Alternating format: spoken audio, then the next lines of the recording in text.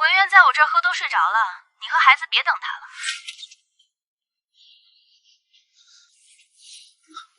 随便查，我问心无愧。陈倩最近状态不好，我陪她喝2杯，喝多了才在那儿将就一宿。王小飞，你再这样疑神疑鬼，这日子真的没法过了。没法过，那就不过了。你说什么？你执意喜欢在女兄弟家留宿，我成全你。宋文渊，我们离婚吧。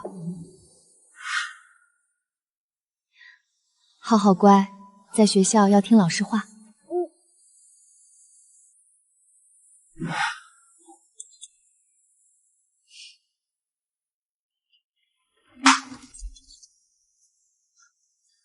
我就知道你舍不得这个家。刚才在路上我还想，只要你好好沟通，我一定会原谅你的胡闹。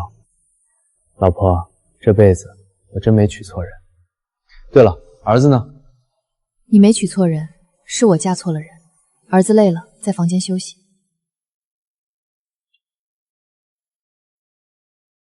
吃完这顿饭，把字签了。从今往后，我们一别两宽，各自安好。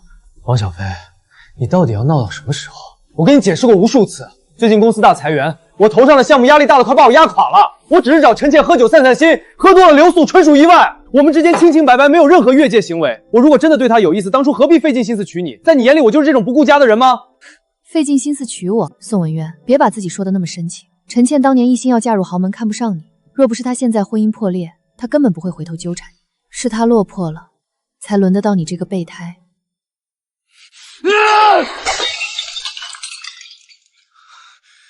王小飞，你可以误会我，但你没资格诋毁陈倩。我们20多年的友情，如果真有事早有了，何必等到今天？我们干干净净，不信我无话可说。我说了，没必要多说了。我自愿净山出户，这房、这车，还有你名下所有的存款财产，我一概不要。我唯一的条件是儿子的抚养权归我。你想带走我儿子？没门儿！王小飞，你看看你现在的样子，天天满脸怨气，跟个怨妇一样。这家里死气沉沉的，相处起来让人压抑的喘不过气。跟我离婚，你拿什么养孩子？这饭我不吃了，看着你就反胃。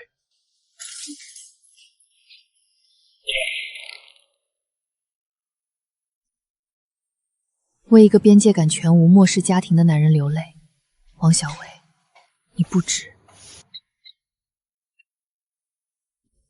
整整2天，宋文渊彻夜未归，我没追问，也没主动联系。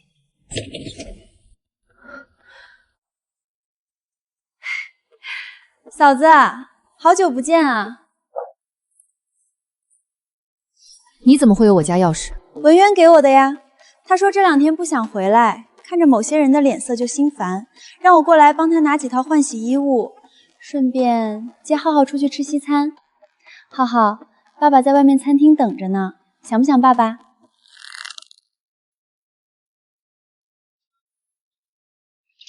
文渊在我那儿住的挺习惯的，他说还是我懂他的喜好。来，浩浩，跟阿姨走，阿姨带你去吃好吃的。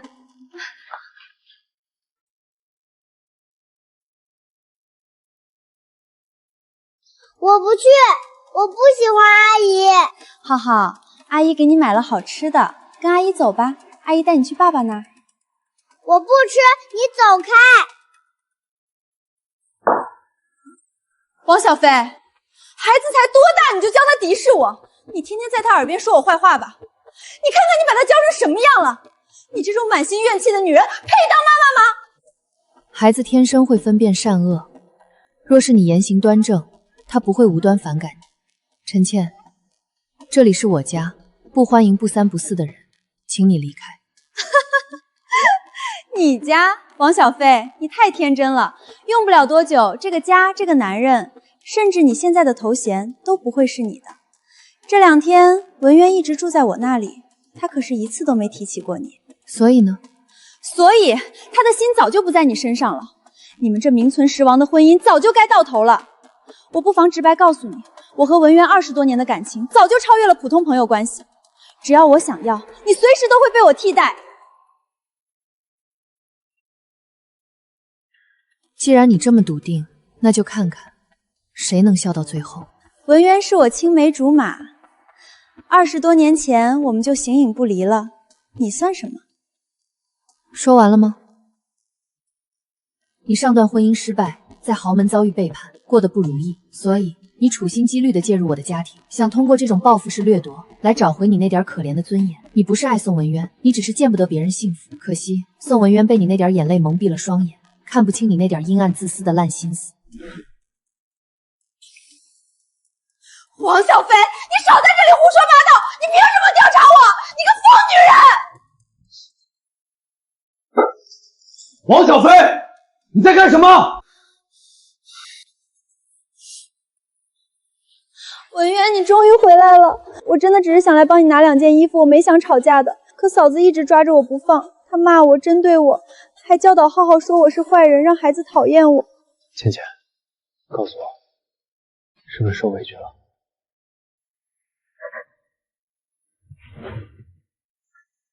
王小飞，你是不是又在无理取闹欺负她了？她一个女孩子特意跑过来帮我拿衣服，你至于这么容不下的？是，我在欺负她，我在制止一个登堂入室企图掠夺我家庭的人进行越界挑衅。越界挑衅，你简直不可理喻！王小飞，你看看你现在的样子，眼神阴冷，满口胡言，简直像个蛮不讲理的疯婆子！废话少说，立刻跟倩倩道歉。算了，文渊，别为我吵架了。我习惯了，我这种离过婚的人，没人疼也没人在乎，受点委屈也是正常的。别因为我毁了你们的家庭。倩倩，你听好，以前你受的那些苦我管不着，但以后有我在，我就是你的靠山。在这间屋子里，没人能再欺负你，亲儿子不行，老婆也不行。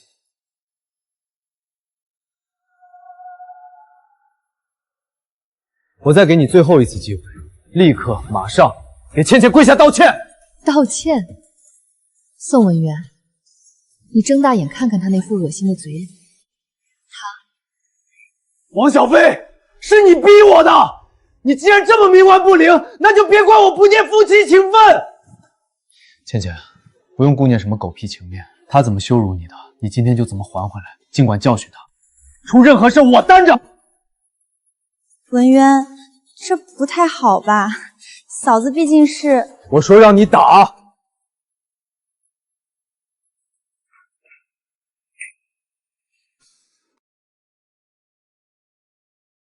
这一巴掌打碎了5年的恩情，宋文渊、陈倩，我们两清了。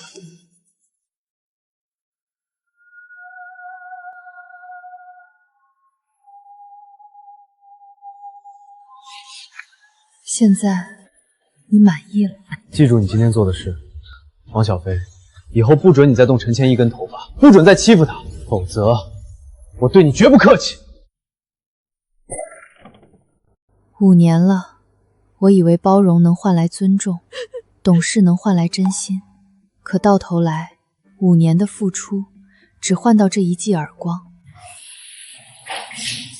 王小飞，你看看你现在的样子，那个意气风发的策划主管，什么时候变成了这副鬼样？这一刻起，我不再是那个忍气吞声的宋太太，我是浩浩的妈妈。我要为我的孩子战斗到底。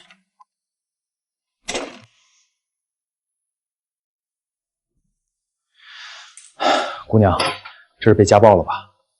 你可不能忍啊！这种人打了1次就有第2次，一定要报警，留下证据。现在都什么年代了，还有男人打老婆的？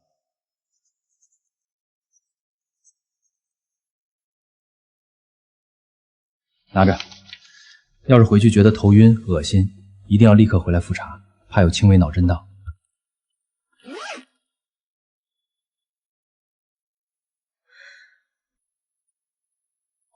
离幼儿园最近的，我现在就要租。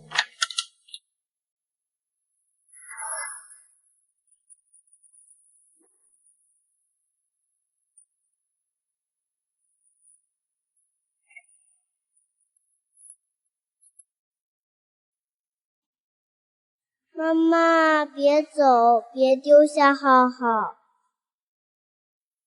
浩浩，对不起，妈妈没能给你一个完整的家，但妈妈向你保证，从今以后妈妈再也不会让你受任何委屈，谁都无法抢走你。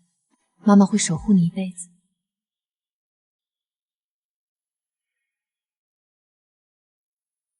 浩浩，起床了，跟妈妈去我们的新家。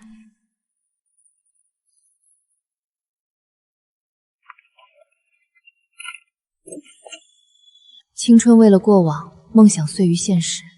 王小飞，别回头，这里早已只剩荒芜与隔阂。浩浩，我们走。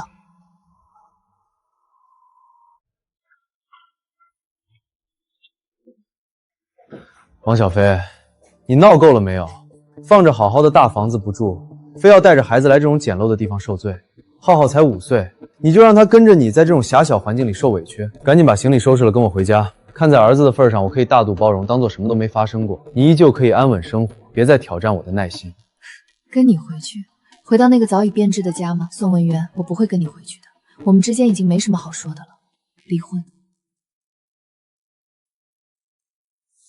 好，王小飞，这是你自找的。既然你执意如此，不肯退让，非要走到这一步，那咱们就按照我的规矩来。你空手离开，房子、车子、家里所有积蓄都归我，都是我辛苦打拼所得。你常年居家持家，没有资格分割任何财产。浩浩的抚养权也归我。你不但要彻底离开这里，每个月还得支付3000元抚养费用，直到他年满18周岁。如果你同意，现在就签字。王小飞，离开宋家，你难以独自立足生活，别怪我没提醒你，这已经是我最后的包容与退让。每月仅有2小时相处时间，宋文渊，你执意要掐断我们仅剩的母子情分，我不同意。财产我可以全部放弃，房子、车子我1分钱都不要，但是浩浩的抚养权必须归我。宋文渊，浩浩从出生到现在哪一天不是我在照顾？他生病发烧你在哪儿？他牙牙学语你在哪儿？他离不开我，我也离不开他。你离不开他，王小飞，我已经咨询过全市最好的离婚律师了。你常年在家当全职主妇，没工作、没存款、没收入。你现在住着简陋的地方，连自己都养不活，你拿什么养浩浩？让他跟你一起吃苦受罪吗？你想打官司？好啊，我随时奉陪。只不过，你有钱请专业法务吗？你连基础的维权开支都难以承担吧？没有资金支撑，你拿什么跟我抗衡？现实，这就是他说的现实。我为了这个家放弃了一切，现在这些付出反而成了他抢走儿子的武器。宋文渊，这5年我辛苦顾家生养孩子，甚至连病都不敢生，到头来你竟然用我为家庭的付出反过来逼我放弃我的孩子，你怎么能这么狠心？浩浩是从我身上掉下来的肉啊！狠心？王小飞，是你逼我的。原本你和孩子可以安安稳稳的在那个大房子里过日子，是你自己不知好歹，一再针对倩倩。倩倩命运坎坷，前一段婚姻屡屡受挫，受尽伤害，身心承受了诸多苦难。她满心伤痛，不过是想找我寻找一点慰藉。你呢？你却一再刺痛她的伤疤，加重她的难过与委屈。拿过往伤痛说事，刻意针对她。陈倩，你演戏的本事真是炉火纯青，把我没说过的话、没做过的事，全变成了博取同情的筹码。怎么哑巴了？被我说中痛处了？王小飞，我以前怎么没发现你心肠这么不善？随你怎么想，陈倩说什么你就信什么，那我也没必要跟一个不辨是非、盲目轻信的人浪费口舌。不管你怎么说，我是绝不会放弃我的儿子。你想抢走他，我绝对不会妥协退让。现在立刻离开我家，法庭上见。法庭见？王小飞，你连日常开销都难以维持，拿什么跟我抗衡？好，我等着你，到时候官司落败，是孩子抚养权，全别后悔莫及，低头再来找我。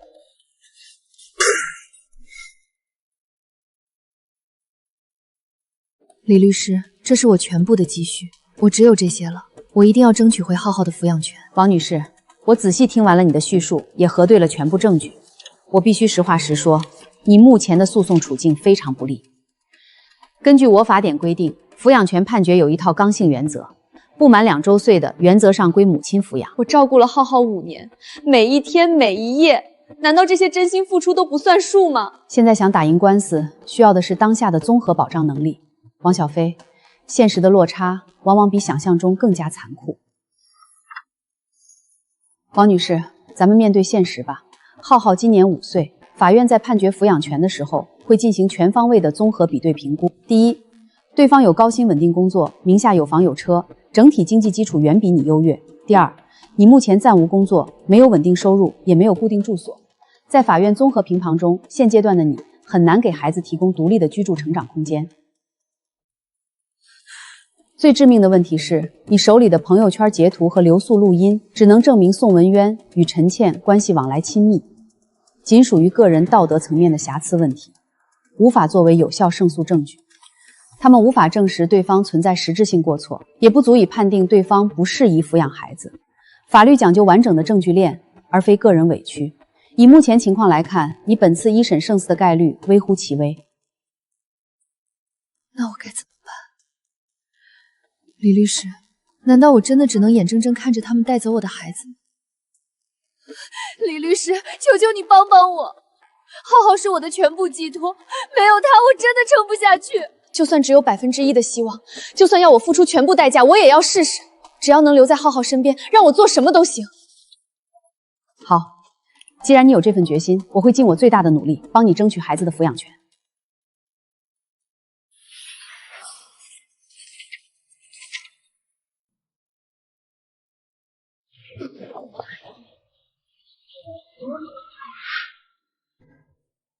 浩浩，妈妈明天带你去见一位法官叔叔，他会问你平时最喜欢跟谁一起玩，最想跟谁在一起。浩浩，到时候你一定要实话实说，好不好？我知道，我喜欢跟妈妈在一起，我要永远都不跟妈妈分开。为了浩浩，无论前路多难，我都会一往无前，绝不退缩。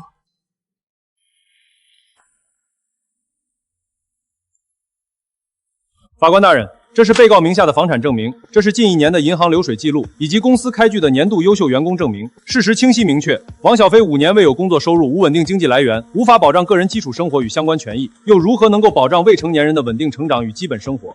不仅如此，王小飞情绪状态不够稳定，曾多次在公共场合与第三人发生言语争执，存在情绪波动风险的监护人，并不利于未成年人的身心健康成长。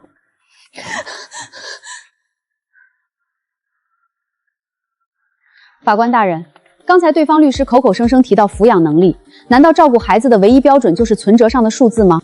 这是原告王小飞5年来的全部生活，从孩子第一次翻身到第一次开口叫妈妈，从每一个发烧的深夜到每一次幼儿园的接送，王小飞用心守护孩子成长，全程陪伴孩子长大，是孩子成长路上最贴心的守护者。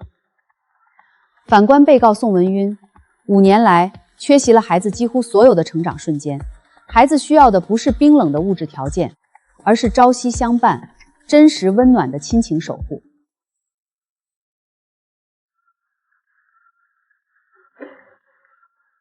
法官大人请注意，为孩子提供成长环境看的是未来而不是过去。这些照片只能证明王小飞曾经照顾过孩子，但不能证明他现在有能力给孩子提供最基础的物质保障。至于所谓的陪伴时间，被告完全可以在今后的生活中通过雇佣专人照料、调整作息来弥补陪伴缺口。最重要的一点，第三人陈倩女士性格温柔和善，真心喜爱宋浩，且愿意协助被告共同抚养孩子，为孩子提供物质与情感双重安稳的成长环境。法官大人，我承认，作为项目组长，我最近陪伴孩子的时间确实少了一点。但这就是现实，我所有的忙碌都是为了这个家。我是孩子的父亲，我肯定是爱我儿子的。我可以给他提供全市最好的私立教育、最顶级的医疗资源和优渥的生活环境，而这些，王小飞给不了。我请求法官，为了孩子的未来，将抚养权判给我。法官大人，请允许我补充一句，我真的很喜欢浩浩，甚至愿意为他放弃自己的社交。我一定会把他当成亲生儿子一样对待。我和文渊已经商量好了，拿到抚养权后，我们就尽快组建家庭。我们会搬进更大的学区房，我们会给浩浩一个最温暖、最完整的长环境。组建家庭，温暖环境，这2人踩着我的血泪，竟然敢在法庭上大谈温暖。浩浩，别怕，法官阿姨问你，你最喜欢跟谁在一起？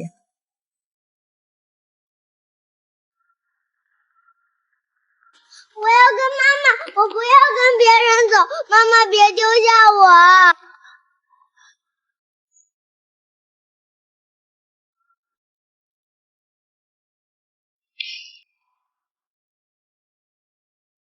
经本院审理查明，原告王小飞无固定工作、稳定收入及住所，暂不具备独立抚养未成年人的经济能力。反观被告宋文渊，具备稳定的经济来源、固定住所及良好的社会资源，能够为未成年人提供更优质的生活、教育及医疗条件。原告提交的证据不足以证明被告存在不适合抚养子女的状况。诉上判决如下：婚征子宋浩由被告宋文渊抚养，原告王晓峰每月支付抚养费3000全，每月可探视孩子1次，探视时间由被告宋文渊安排。驳回原告王小华的其他诉讼请求。没工作，没房子，所以我连当妈妈的资格都没了吗？妈妈，你怎么了？妈妈，你不要哭，好好听话。对不起，妈妈没有。按照判决，孩子现在先跟我回去。你以后想看孩子，提前跟我预约，不要私自出现在孩子面前，这是为了浩浩好。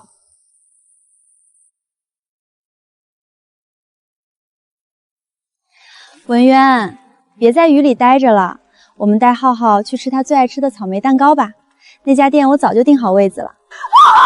把孩子还给我！王小飞，法院已经判决了，你这样只会吓到孩子。保持你最后的尊严。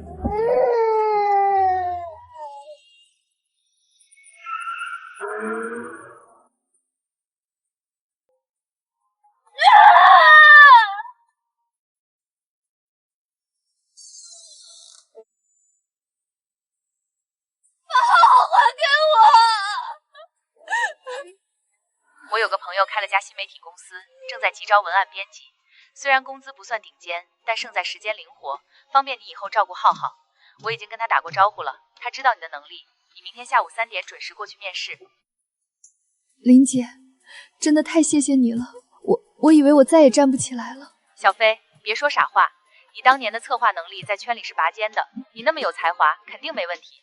收拾一下，别让生活把你那身傲骨给磨平了，加油！王小飞，站起来！为了浩浩，必须站起来，把属于我们的一切都拿回来。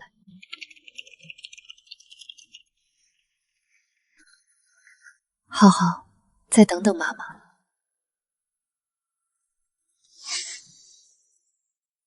每次见面都删除得干干净净。宋文渊，你到底有多怕被抓住把柄？跟踪没有用，常规手段抓不到你的狐狸尾巴，那就更换思路，另寻合法突破口。性格不合，和平分手。马明远这种在商界杀伐果断，被称为地产铁燕的男人，会为了区区性格不合，就随手扔出1000万的江景房和300万现金。小飞，你不懂，倩倩当年离婚的时候有多可怜，马明远那个冷血痛根本不把她当人看。要不是我整夜的守着她，开导她，她早就撑不下去了。原来这才是那根刺。你以为你是救他于水火的英雄，却不知道这正是他拿捏你20年的铁锁。这种天价补偿，怎么看都像是封口费。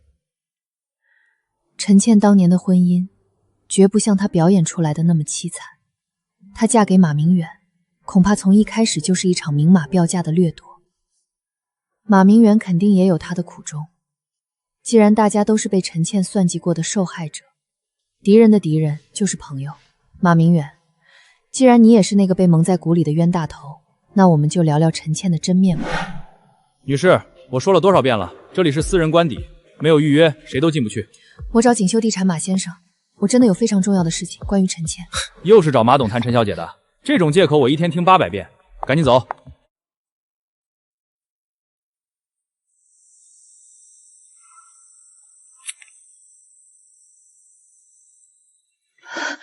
只要他不出来，我就一直等到明天。马明远，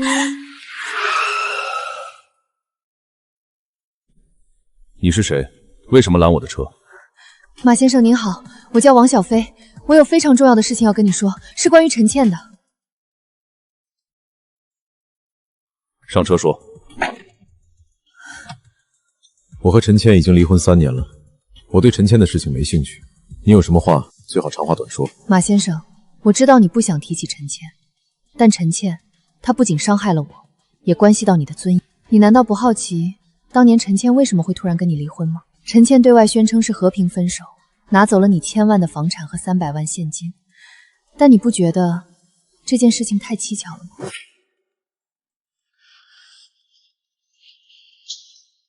王小飞，你什么意思？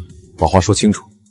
马先生，您以为3年前是和平分手，可事实是，陈倩从踏进马家大门那一刻起，就是一场明码标价的掠夺。陈倩当年嫁给你，根本不是因为感情，在你和陈倩婚姻存续期间，陈倩就已经和宋文约纠缠不清。陈倩利用你的信任，拿走了你那1000万的江景房和300万现金，而现在，陈倩正挥霍着从你身上得来的一切，疯狂地破坏我的家庭，甚至想把我的亲生儿子也一并抢走。马先生，我和你一样，都是陈倩这件事的受害者。我有一个万无一失的计划，我们需要联手。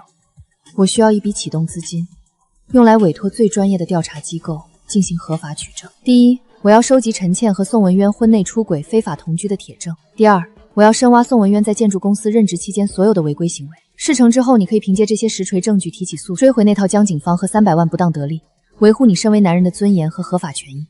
而我要凭这些证据让对方彻底丧失抚养资格，夺回我的儿子。这是双赢，马先生。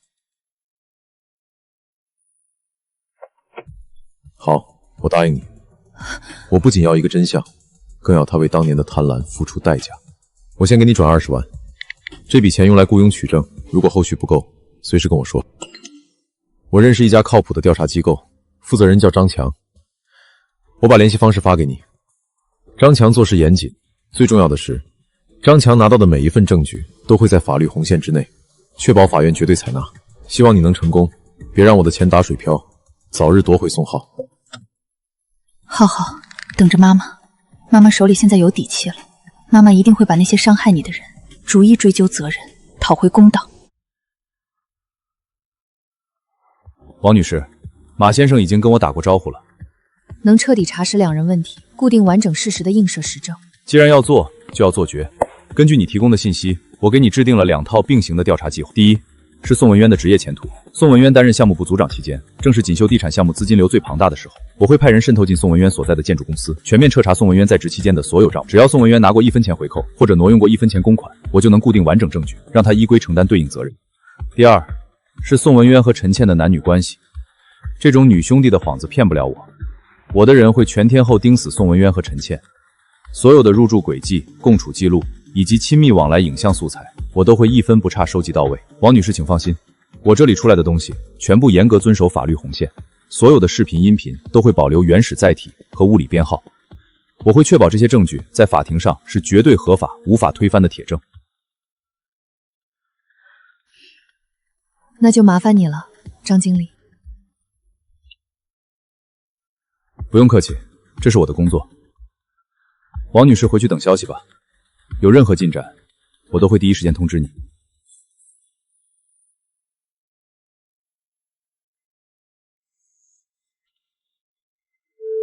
王小婷，你又想干什么？我告诉你，别想在我这儿耍什么花样。抚养权的事情，法院已经判得清清楚楚了。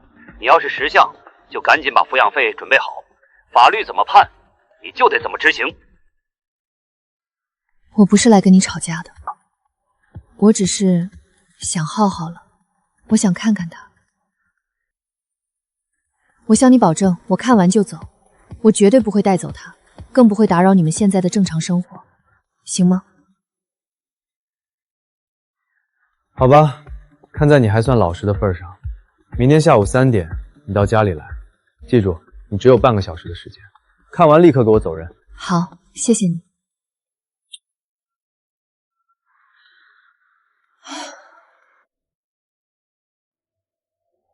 傲慢终会让人付出代价，这半个小时就是我查清事实、还原真相的全新开始。哟，稀客啊，怎么在外面过不下去了？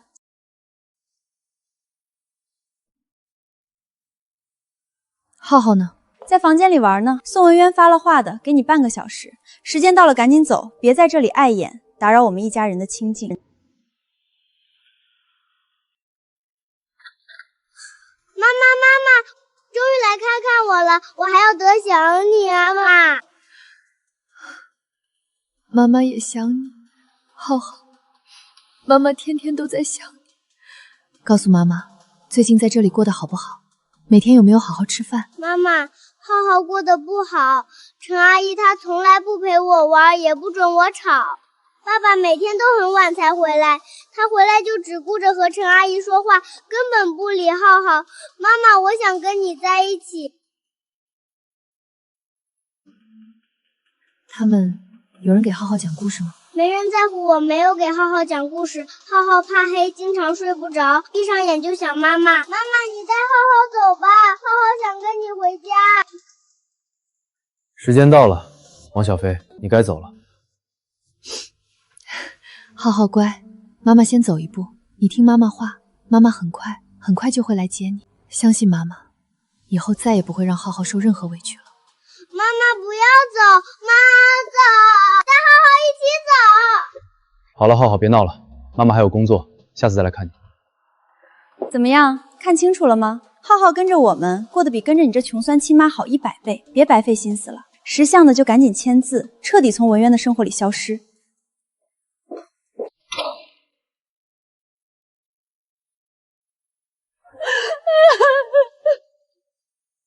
宋文渊、陈倩，你们让浩浩承受的所有委屈与伤痛，我必定100倍讨回，一一清算。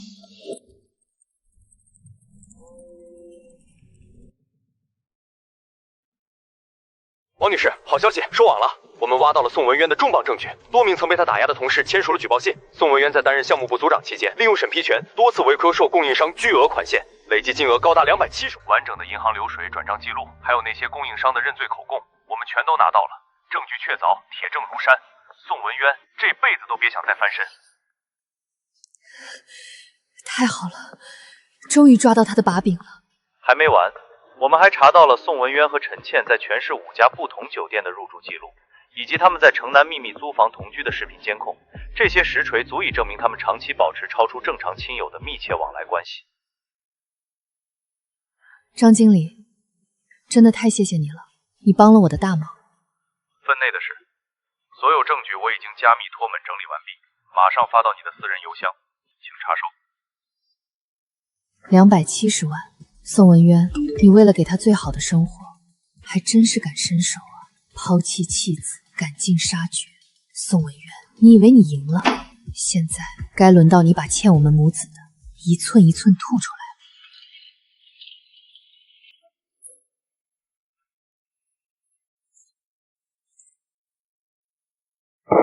蛀虫，简直是公司的耻辱！宋文渊，念在你在公司多年，我们可以不追究刑事责任，但3天之内，你必须全额退还这270万违规所得，然后立刻引咎辞职，离开公司。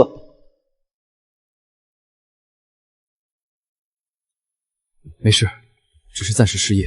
陈倩手里有1000万房产，还有马明远赔她的300万现金，只要陈倩在，我随时都能东山再起。小飞以为这样就能整死我，天真。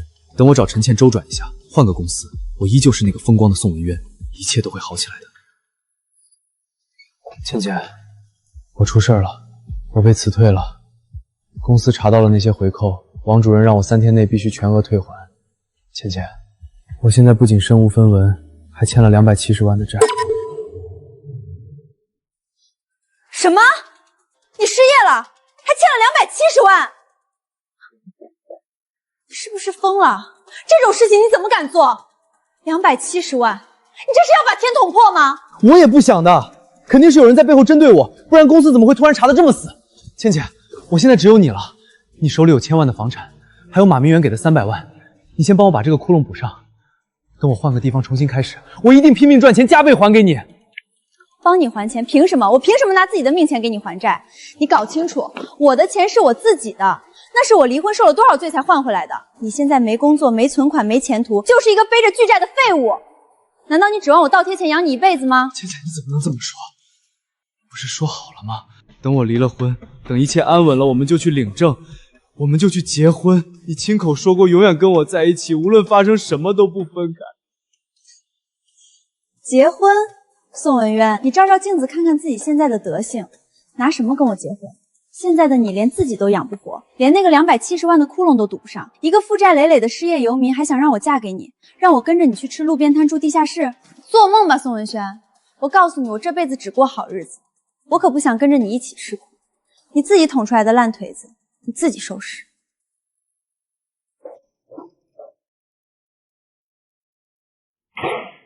没事，他只是一时生气，270万确实太多了，他吓坏了。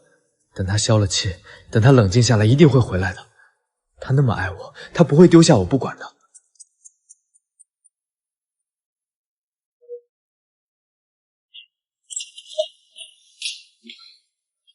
倩倩，你终于回来了，我等了你整整1个晚上。倩倩，这是你最爱吃的那家草莓蛋糕，我排了好小久的队才买到的。我们坐下来好好谈谈好吗？只要我们心在一起，270万也没什么大不了的。宋文渊，你能不能别这么幼稚？也不看看都什么时候了，你居然还有心思买蛋糕？你现在连饭都快吃不上了，兜里比脸都干净，居然还把钱浪费在这些没用的东西上。倩倩，我只是想跟你好好谈谈，我现在什么都没了，我只有你了。谈什么？谈你那270万的债，还是谈你丢掉的工作？我告诉你，没什么好谈的。从今天起，你那些烂事你自己解决，别再拿着这些破事来烦我，我不是你的救世主。宋文渊，那个收了270万回扣被通报全行业的项目组长。我可以降薪，只要给我一个机会。宋文渊这个名字在建筑界已经烂透了，没报警抓你已经是前公司仁慈，滚！老王，我是文渊，你看能不能借我5万周转一下？我过2天。张子，咱们以前合作过那么多次，我这真遇到难关了。对不起，您拨打的电话已关机。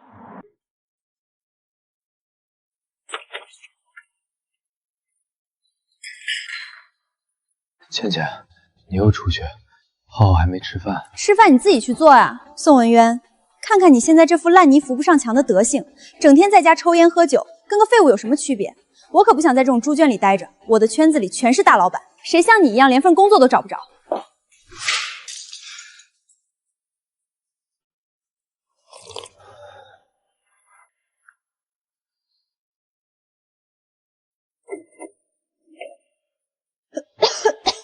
宋文渊，你到底在做什么？你看看自己现在这副鬼样子，整天缩在家里喝酒，跟个只会制造垃圾的废物有什么区别？赶紧滚出去找工作赚钱！你欠的那一屁股债，难道指望我去还？我可不想在最好的年纪养着你这样一个只会伸手要饭的闲人。你看看你现在这个样子，简直就是个废物。我是废物？那当年你为什么还要没完没了的缠着我？为什么还要处心积虑的挑拨我和王小飞离婚？为什么要给我发那些照片？为什么要发那些录音？如果你觉得我是废物，当初为什么要亲手毁掉我的家庭？我缠着你，宋文渊，你别往自己脸上贴金了。我当初之所以愿意陪你演那些温情戏，不过是因为当年的你有稳定的高薪工作，有体面的大房子，有能让我过上优渥生活的资本。现在的你呢？失业、负债，一身酒臭，连饭都快吃不上了。一个一无所有的失败者，凭什么让我继续跟着你受苦？我的脸可不是用来跟着你丢的。这么说，你从来就没有爱过我？爱？宋文渊，你是不是酒精把脑子烧坏了？居然还在跟我谈爱！我告诉你，我从来就没有哪怕1秒钟爱过你。你知不知道我等这一天等了多久？当年我的初恋跟我分手，我一直耿耿于怀。宋文渊，要不是你当年私下插手了我和初恋的事儿，导致了我们分手，我这辈子最恨的人就是你。看着你婚后家庭美满，事业顺累，我就满心嫉妒，嫉妒的发疯。我凭什么要看你幸福？我缠着你，故意发那些朋友圈挑唆你和王小飞离婚，从来不是因为爱你，我只是单纯的想要报复你。我就是见不得你过得好，我就是要把你的世界彻底毁掉。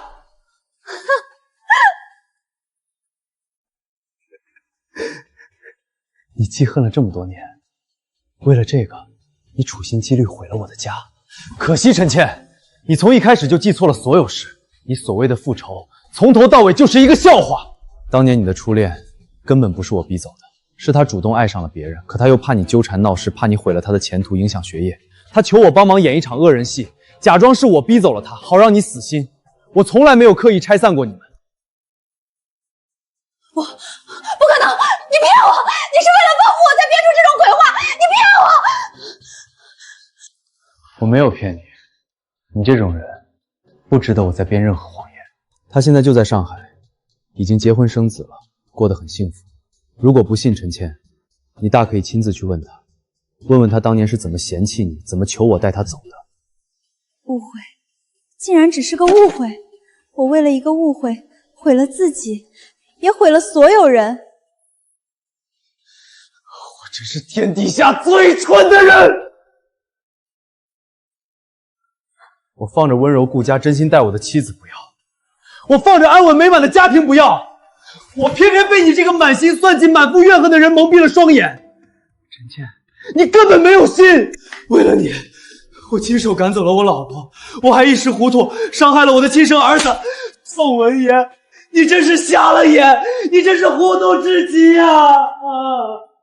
陈倩，你满心算计，满口虚言。我为了你这场虚假的纠葛，亲手拆掉了自己的家，我逼走了真心爱我的妻子，也辜负了我的亲儿子。你所做的一切，竟然只是为了报复我！怪我吗？宋文渊，是你自己蠢，是你自己把控不住本心，稍微贪恋温柔就迷失自我。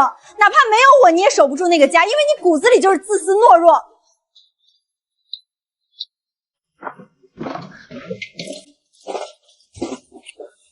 你拿，你尽管拿走，反正我已经一无所有了。宋文渊，这辈子别再让我看见你，看着你就让我反胃。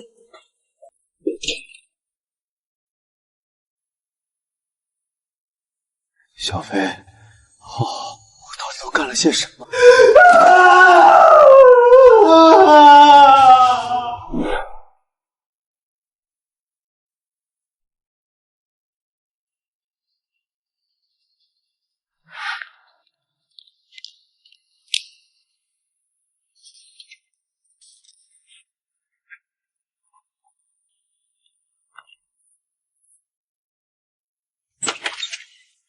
开庭。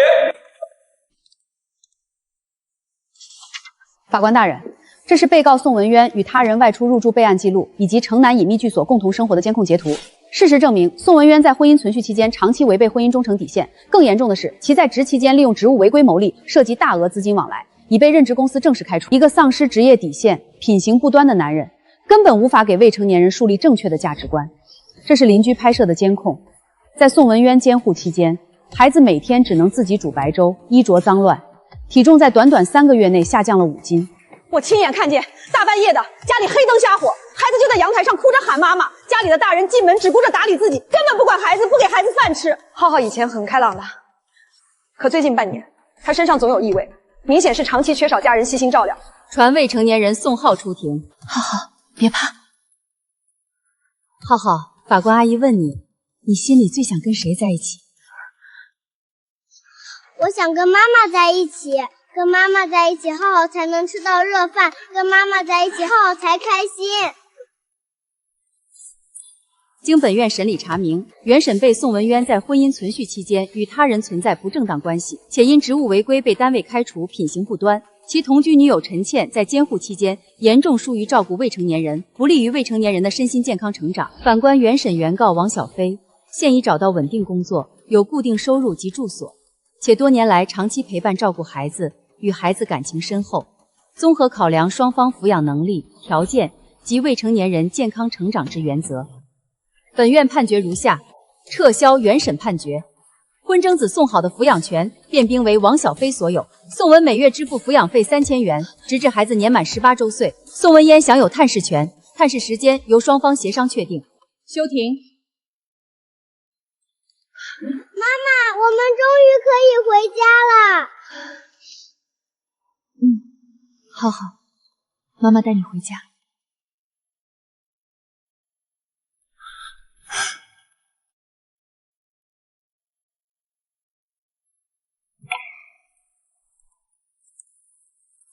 那是我的房子，妈咪也不能这么绝情。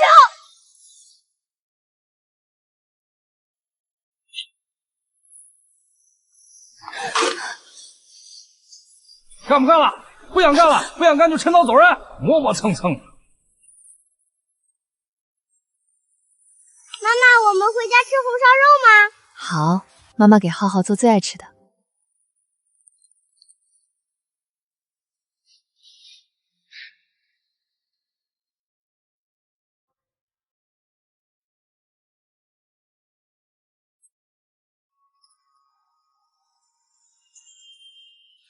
妈妈，我回来啦！今天在学校怎么样？看你这一头汗。妈妈，今天放学的时候，有同学问我怎么从来没见过我爸爸。那你是怎么回答的？我说我爸爸工作很忙，在很远很远的地方。我告诉他们，虽然爸爸不在身边，但我有全世界最好的妈妈。我现在很幸福，真的。够了，这就足够了。那些不堪的纠葛，那些伤人的过往，我会永远烂在心底。我不希望那些大人的恩怨成为浩浩成长路上的枷锁。